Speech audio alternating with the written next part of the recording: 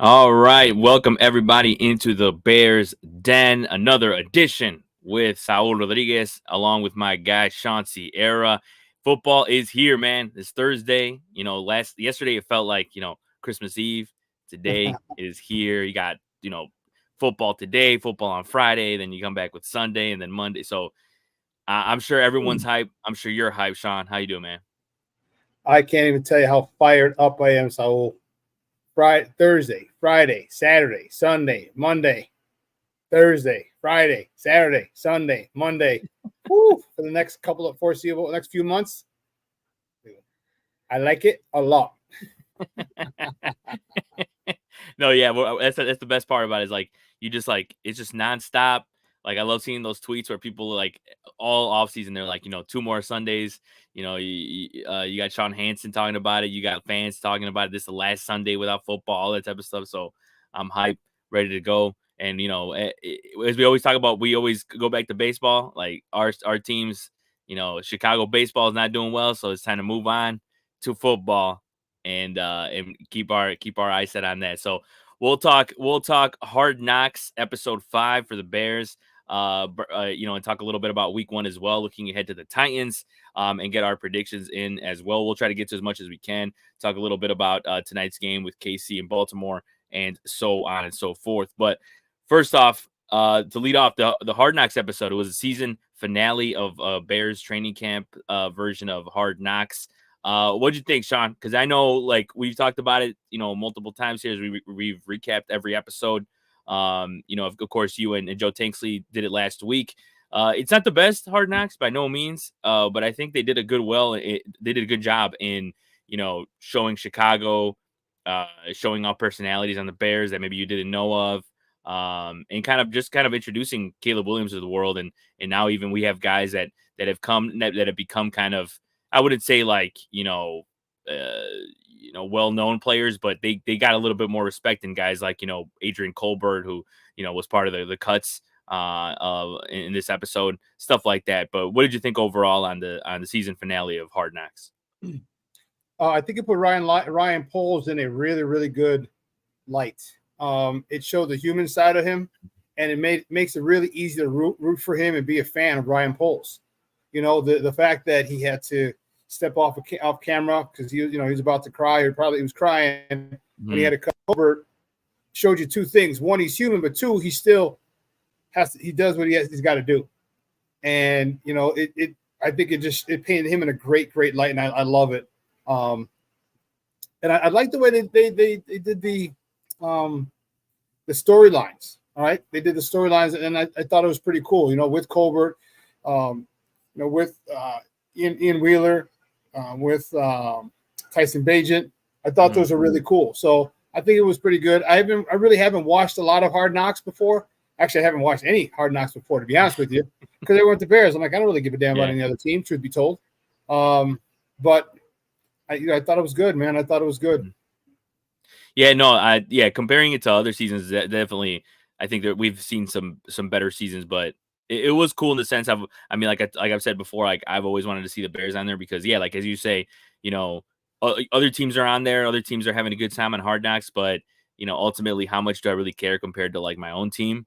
And seeing my own team on there, it was pretty cool. I mean, you had guys going to the store in the last episode, going to Woodman's, which is a great store I love to go to. No sponsor here, but that's just, I love that store.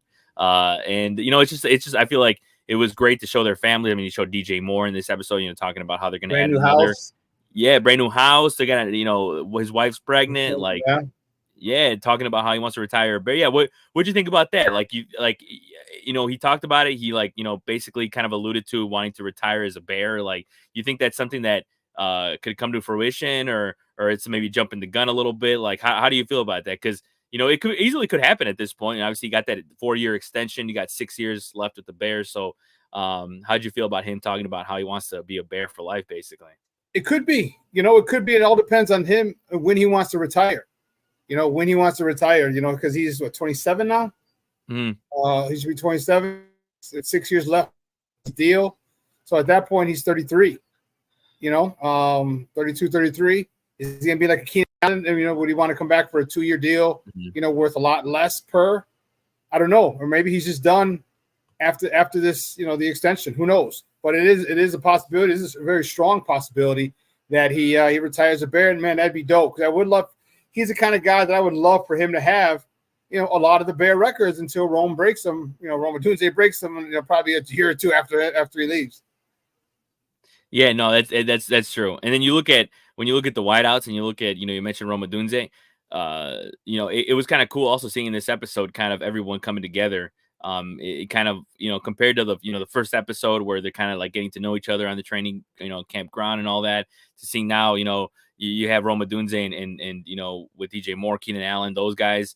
And then you also have on the defense, Montez Sweat, Austin Booker, kind of working out. What do you think about that dynamic between those two sets of teammates, and just how it's working out, and kind of how you see the team kind of meshing together as we go into the season now? If the phrase "iron sharpens iron" was a person, that was it. All right, when you had Jalen Johnson and Rome Odunze coming off, working with each other, and he was just trying to get a read and how he would do certain things with receivers, there. And then you had Montez Sweat working with Booker. Man, it literally, that's stuff like that is awesome. It's great to see. It shows you how the veterans looking after the youngsters, all right, and then the offense versus defense helping each other out. And man, that's nothing but iron sharpening iron, team helping team. And and Caleb had mentioned it before. The defense has been on them since he got there. They didn't take it easy on him. They didn't do anything because they understand. They realize that we're going to put you through the fire, because we need to know when it's crunch time, you're not going to fold. And that's what teammates do. And I loved it. I was so happy with that. It was a great thing to see. I was fired up when I saw that, bro. I was fired up. Yeah, no, it's one of those things you just see and you're just like, man, like it. I wonder what it's like, in the locker room. Everybody, when they talked about they picked the captains already too as well, and just kind of how everyone's talking about that with Caleb Williams being chosen. Like it's just, you see it all looks very healthy, and you hope it translates, to on the field. And speaking of Caleb Williams too, you talk about that edit that they had that's kind of been going around a little viral, where they just they show him passing in training camp. What do you think about that? Because I feel like that's pretty cool to see how it go. How not only does it show how obviously they put it together, but like how calculated training camp is, how quick it is, how fast you got to get the ball out, all these types of skills and drills that they put Caleb Williams through. What do you think about that, and kind of how not only the Hard Knocks put it together, but also just how Caleb Williams looked in those training camp skills and drills? The editing was great. Yeah. Editing was great. As soon as it panned back, it was him another snap. Great job by HBO. He looks good. He looks good. The talent's never been in question. That was never a question, and so the kid looks good. The kid, he seems like he's comfortable in his skin. He seems like he is where he belongs. And, he's not overwhelmed by any stretch. He's not overwhelmed by the situation, not overwhelmed by being the number one pick, because that's something that he dreamed about. So you can't get overwhelmed by it, because this is what you worked for and planned for your whole life. He's not overwhelmed by the defense. He's not overwhelmed. Yeah, sure, they get to him and they frustrate him at times, but there was plenty of times during camp where we heard that, wow, Caleb got the upper hand today. All right, he's a battler, he's a warrior. He doesn't back down, and I think that's what the defense respects about him. I think that's what the team respects about him. He's a rookie, and he's going up against a top 5, top 3. I said they're in the top 3 and not number 2 or 3 defense, and he's holding his own, and he's standing up to him and having good days. And every time that they get him, it's a great thing, because it's a learning experience for him. And again, iron sharpening iron. I love that the kid can be phenomenal, especially if he does what Coach Eberflus said. Lean on your teammates. Lean on those stars you got. You got DJ Moore. You got Keenan Allen. You got Rome Odunze. You got Cole Kmet. You got DeAndre Swift. You got these guys. You don't got to do anything. You don't got to be Superman all the time, right? He had to do that last year at USC. Bam. But now don't do that. Just facilitate like they talked about, and get those guys the ball until you're comfortable. And then, man, then or we need it. Then, go make a play. Or at that point, go be Superman, but until then, as long as he's good with that, which he seems to be, man, this offense, the sky's the limit with this offense, man. And I I like his processing. There's a lot to like about the kid, a lot. Yeah, no, 100%. And we've talked about this throughout the whole training camp and just in general, just seeing, him, and his talent, and it's about him putting it together and putting, in a game. Obviously preseason game obviously don't matter that much, but at least to what we have seen, we've seen him, bounce back from a slow start against the Bengals and all that. But obviously now the real test happens. And even, as he says, the practice is harder than the game. I'm sure that it might change a little bit once he gets on the field and takes on the Titans, because it's not going to be an easy matchup whatsoever. But going a little bit back to the cuts, because I did want to talk about a little bit more about that. What did you think about, besides how, Poles handled it with Colbert, because obviously that was pretty emotional and stuff like that. And we'll look at a clip here in just a sec. But what did you think about the other guys and the way that it was handled? Because obviously they had Austin Reed, they talked to Austin Reed, Brett Rippon, this was a race I feel like was more contested than people I think understand, right? With the whole quarterback and which third, if they were going to keep a third quarterback, how they were going to do it. I think maybe at the beginning of the offseason or the beginning of training camp, maybe some people would be like, hey, maybe Tyson Bagent doesn't have a chance yet. And then they saw him go through the training camp and he killed it, obviously. And, he's an easy lock at number 2. What did you think about that? And just kind of how some of the guys handled it, as well as just how Ryan Poles handled, it's such a tough decision, because I mean, you look at some of these decisions they have to make. I'm glad I don't have to do it, because you're literally, and I know Ryan Poles for sure understands this as well as just other guys in the organization. You're dictating guys' lives, like their pockets, their bags, all that. Yeah, crushing dreams. Yeah, exactly. So how'd you feel about that, and how they shaped it out? I think something tells me that they had a conversation, with the players off camera beforehand, because you know what. He was very upfront. He was very honest, but I mean, you also have to understand that's the nature of the beast. All right. That's the NFL. And I think he did a great job of being personal, not being a jag bag, not being, he was, and one of the guys asked him, what was the deciding factor? And he told him, a little too light in the ass, basically, we're looking for a little heavier. I mean, he was very, very transparent. And I think people really, really, really respect that, and that's on display for the whole world to see. So now when you get free agents, you get other people who want to come. They're like, wait, this is the guy that I'm going to be playing for, who's straight up. And tell you, football, it's black or white. Boom, boom, boom.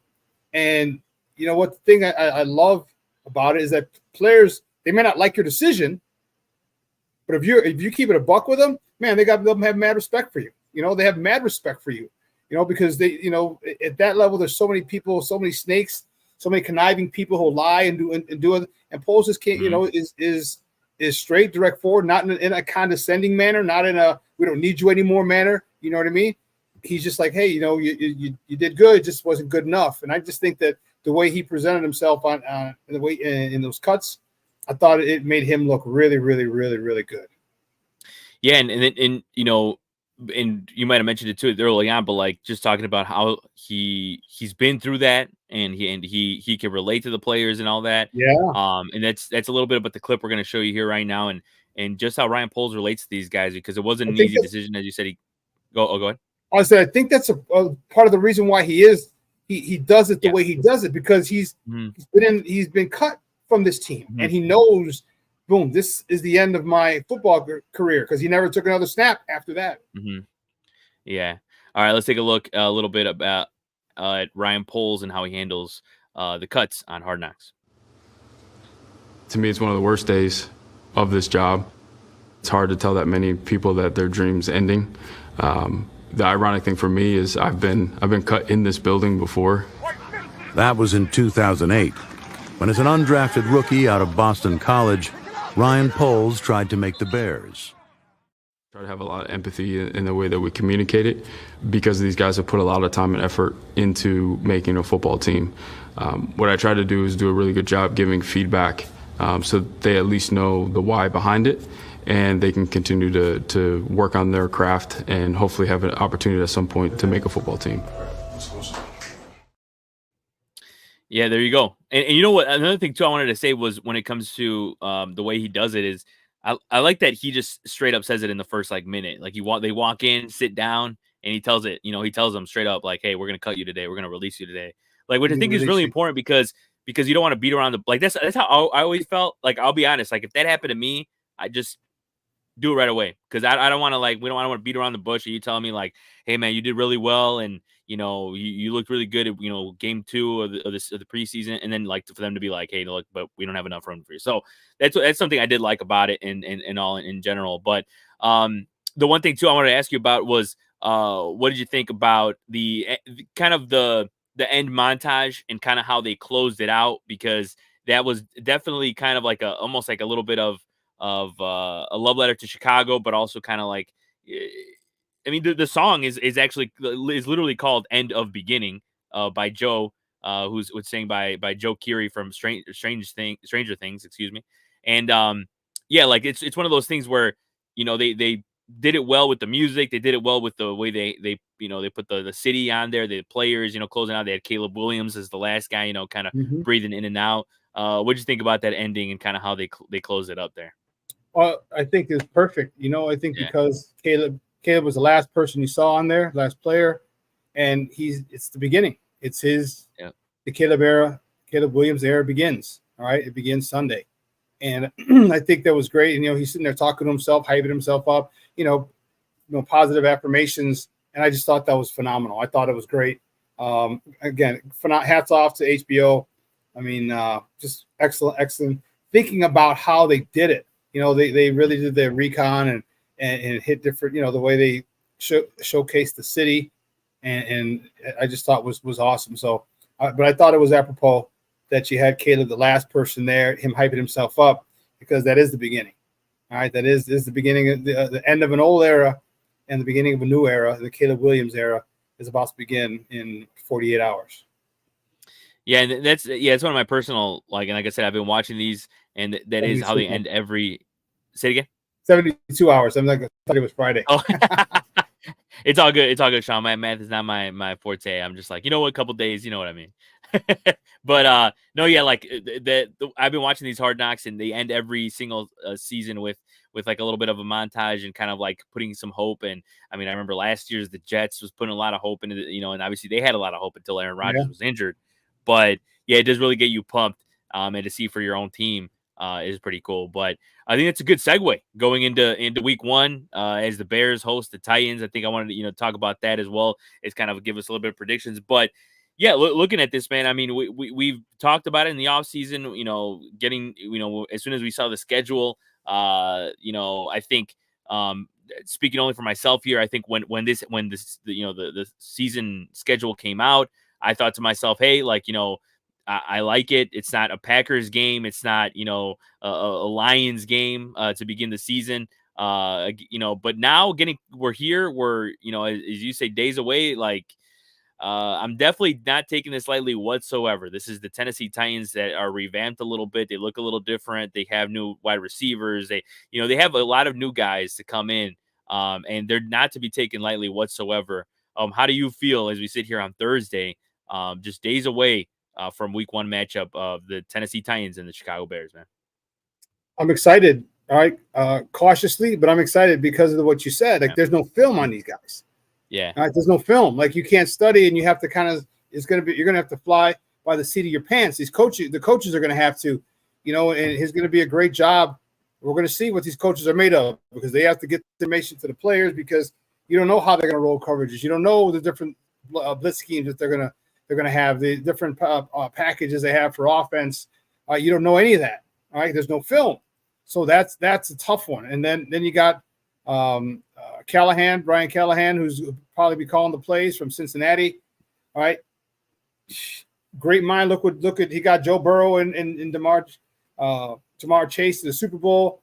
All right. So, how far along is Will Levis? We don't know. They don't have the pounding running back anymore. Now it's a lot. Who's the guy from the Cowboys they got? Tony Pollard. All right, now you got different types of running backs that can come out of the backfield. There's a lot of different things. You can't look at any old Tennessee Titans tape, because it's a brand new team, and you got to be ready. So it is definitely scary. I think the defense really has to step up week 1, and if they do, give the offense some short fields, good field position, I think it'll really help. but it's going to be a tough one because you don't want to go 0-2, 0-1 into Texas, into Houston next week, staring at the Houston Texans. Because if this team starts off 0-2, God forbid, what's going to be, where is this city going to be? Where is the mental, that's the mental state of this fan base going to be? They're going to be just all over the place. So they got to come out. They got to win it. They're at home. But it is going to be a difficult task just because there's not a lot of film work you can do. Yeah, and you're right, and we'll get into how we think it'll shape out ultimately, but and you mentioned, I think that's going to be the key. You mentioned the defense, like it really is going to be the key. I feel like because the Titans have actually set up Will Levis this season. Not, I wouldn't say exactly like how Caleb Williams is now set up, but they're kind of setting him up really well with the offense. And you got they added Calvin Ridley, they added Pollard. They replenished the running back position. Obviously, Pollard is not Derrick Henry, but Pollard is a talented running back. He showed that last year with the Cowboys. So the defense, I think, is going to be the key there because I think Will Levis is going to come out slinging the football. I think he feels a little bit better about himself. I'm sure, like just seeing some of his press conferences, it feels a little more confident. So I think that's going to be what comes down to, if the Bears win on Sunday or not, is if they're able to contain that offense enough, if they're able to get to it, get to Will Levis, because I think that's going to be the one thing, people look at as well this season for the Bears is how they get to the quarterback. So how do you view the Titans offense? I know you mentioned there's not much to look at, or at least with tape on there with Levis and all that, but like, how would you defend an offense that now has, a pair of wide receivers? I know DeAndre Hopkins is he practiced today, but I think it was started practice yesterday. He could play Sunday, nothing's for sure, but if DeAndre Hopkins plays, you got Hopkins on one side of the field and Kevin Ridley on the other. And that's not to mention some of the other younger guys in their roster that can make an impact on Sunday. Well, keeping it a buck, man, you got to realize if he can play, where's he going to be at? He's not going to be 100%. If he's at 100%, he'd be, you're not just going to get 100% in 3 days. You know what I mean? 4 days. There's going to be something lingering if he plays. If he doesn't, it's great. All right. It sucks for them, but that's not our issue. All right. We've had plenty of times where our stars didn't play. And if he does play, I mean, you jam him. You force him. You go after I don't say go after the injury, but I don't remember what was it, his foot, his knee? What was? Do you know what was? I'm not 100% sure. I think it was. Yeah. Then you got to be physical with him. Then if that's the case, you know what I mean. When you're not 100% physically, you got to be physical. You got to create contact, like jam him and reroute, and because he's not at 100%. And what's going to happen is he's not coming off as fast. There's just so many different things when you see a guy who's coming back. And of course he's going to try and be a playmaker, but your body can only do what your body can do. And if it's not 100%, it's not 100%. So I think they're going to come out looking to throw the ball. All right, especially Will. He's a little more comfortable. His second season, got some more weapons. So this pass rush is going to have to step up. These our DBs are going to have to be on point, which they are. And I think they're really willing and able to show that they're one of the best, if not the best defense and best secondaries in the NFL. So Jalen Johnson talked about he's got a lot to prove, right? Tyreek Stevenson has a lot more to prove, as he had a good freshman year, or, rookie season. Now he needs to build on that. Kyler Gordon, Kyler Gordon and Jaquan Brisker are settling into this role. This is their third year in this thing. So yeah, I'm happy, with the way I think that Tennessee's going to come out, but also because they're going up against our back seven. I think that's one of the best back sevens in the NFL. Yeah, you're right. And I think, looking at the way the offense is set up for the Titans and with DeAndre Hopkins, and it's his knee, by the way, that's injured, that he was out for a little bit with. And you're right, it's not going to be 100% going into it. But looking at the offensive side of things for the Bears, obviously, we did mention Velus Jones and him making the team and all that, and how they're going to be utilized. But I was kind of curious as to how you think he's going to fit into it, because as I mentioned, they have a lot of new additions. They have a lot of new guys to the team. L'Jarius Sneed, for example, on the defensive side of the ball for the Titans, that's a new guy. But you could also make an argument that, hey, these guys still haven't meshed fully yet, and they might, it might not work well for them on the defensive side or offensive side. You never know how Calvin Ridley is with Will Levis and all that, how the relationship is just yet. But how do you see the Bears matching up with their defense because obviously, like I mentioned with Velus Jones, how do you think he will be utilized? And how do you think they'll ease in Caleb Williams into game one? Because we've talked about multiple times how they set up Caleb Williams for success. And we're going to be able to see now firsthand how they do it, how they kind of ease him in, because with DeAndre Swift, you could have some screen throws, all that type of stuff to kind of, show off a little bit of his improvisation and all that, but also not put a lot of pressure on the guy to play hero ball and go off. So how do you see the Bears offense matching up against the Titans this Sunday? I think it's more so because of the lack of film, you're going to have to do what you like, until you can figure out what their strengths and their weaknesses as the game goes on. I think that they're going to, what they should do, and most likely they're going to, because Eberflus has echoed it, rely on your playmaker, rely on your teammates. All right. So that's going to be a lot of quick hits. All right. 3-step drops. All right. Not too many 5 and 7-step drops. All right. We can keep you, put you in harm's way. 1, 2, 3, throw. 1, 2, 3, 4, 5, throw. That ball's coming out quick. All right. And you can do that, as I've mentioned before, slants, hitches, curls, crossing routes. There's a whole bunch of different things you can do to keep him clean. Keep him clean, for the most part. So I think they're gonna force him to do that and get the ball out, get it to the playmakers. Okay, and there'll be times when they go deep. All right, they're not going to go the whole game without taking a shot deep, of course. Yep. I really wouldn't mind if they went deep early. All right, just after a couple, like 2 or 3 plays, a couple first downs, then you go deep. It's going to put the defense, got to keep them honest. So because I think the defense is thinking the same thing. Like they're going to try the short game. I think after a couple, maybe second series, or after a couple first downs, you go deep. So, but I don't think they're going to ask Caleb to do a lot. Okay, except when things break down, which he's very good at. So I just hope that Shane Waldron has a good plan. I hope he does. I'm praying that he does. Yeah, no, 100%, man. I think, and it's one of those things where, even though you can't take the Titans lightly whatsoever, as you say, there's not much to go on there, but I'm still grateful that it's not Packers game one, or Lions game one. I think, and we've talked about countless times about how the schedule is almost disrespectful with the way they added the divisional matchups starting in week 10, and it's like Lions, Packers, Vikings, and then if we got the 49ers in there dashed in there too. So it's gonna be a gauntlet at the end of the season, but I think kind of if they're the way they're trying, the way that Caleb will be able to kind of adapt early on. Not that CJ Stroud's going to let him adapt either in week 2.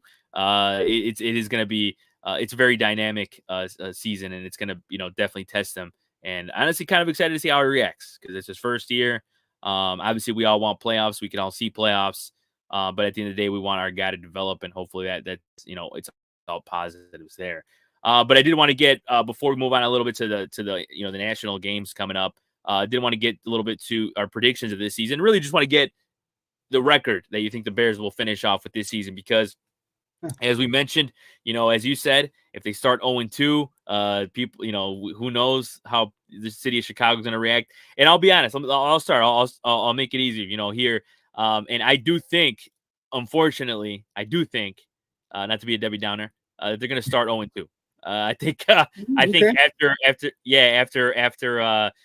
more analysis on and checking out the Titans and also talking to my guy Glenn Morgan. You see, the thing is, Glenn, I'll be honest, Glenn actually is the one that turned me on this, because he said, I remember I was like, I'm not even joking, I was like, yeah, Titans like 1-0, baby, Bears starting off 1-0, and then he's like, are you sure about that? And I was like, oh man, really, what do you mean? What do you mean? And then he gave me the whole like school of Titans and telling me all this, and I'm like, oh crap.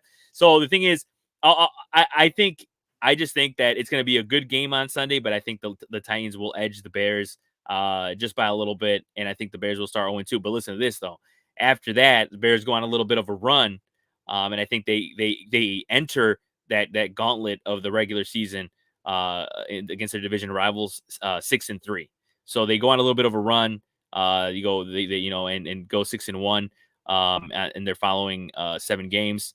And I think ultimately they finish. I'm gonna be optimistic on to end it and say 10-7. I know it's a very common one. It's not going off and being risky on that one. But I think 10-7 is pretty healthy and it's pretty nice, right? Playoff wise. Yeah, it's definitely you're in the contention. You're in the wild card talk. Exactly. You're in the wild card talk. Exactly. But what I'm going to do is I'm going to hold I'm going to say this. Mm-hmm. I'm going to hold my exact prediction until tomorrow, on my show. Ooh. However, I will say this. I will say double digit wins. Oh, okay. All right, I'll take it. Hey, we're company guys. You know what I'm saying? So now, if you want to see Shawn's prediction, you better watch Shawn and Maya. There you go. Tomorrow, 9 a.m. I have Ken Davis going to join me, and also Frank Schwab from Yahoo Sports. So I got a local and a national perspective for the show tomorrow, and I'll give you my prediction on there. But I do see double digit. I think the defense, and the reason I say that is I think this defense, that offense that Tennessee has, it's you haven't seen it, but that means they haven't worked it either. You know, they're coming off of one training camp, and this defense is in the third year. All right, they're in their third year of this stuff. All right, Montez Sweat is in his almost first year, but he's settled. All right, he's had a complete offseason. All right, Gervon Dexter's had a big step forward. The cornerbacks.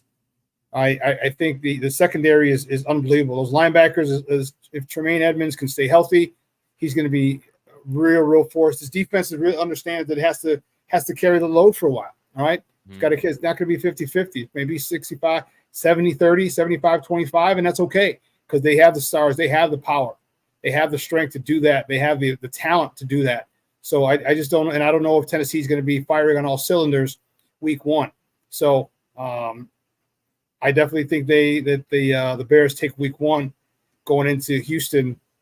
Hoping probably Houston will probably be 1-0 as well. So two young quarterbacks, Caleb and CJ Stroud, and the best team win. But I think the Bears win tomorrow, and I'll tell you my score tomorrow. There you go. That's what's up. Yeah, look. I always say it too. I'm pessimistic, but I always hope I'm wrong, baby. I'd rather have my team.